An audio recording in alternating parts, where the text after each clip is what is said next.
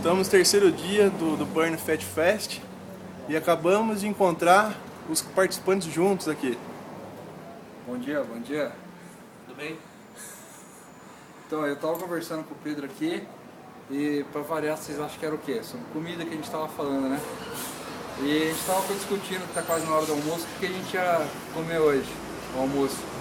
E eu tava falando que o meu almoço vai ser uma carne, como que chama? Grelhada com tomate e alface. E você, Pedro? Meu, vai ser uma sopa de 46 calorias e um tomate. Mas você vai aguentar hoje andar, Pedro? Eu aguento tudo aqui, amigo. Não dá pra você não. E você hoje vai andar com nós, André? Ou vai tomar remédio igual ontem? Ô, louca. Ontem foi bicicleta, hoje é caminhada, amanhã é bicicleta. Você tem direito de resposta ainda, hein?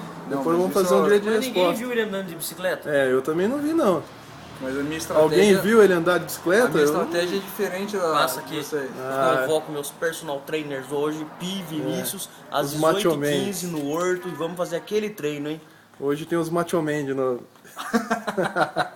Falou, galera. Conversa, abraço. Falou, galera.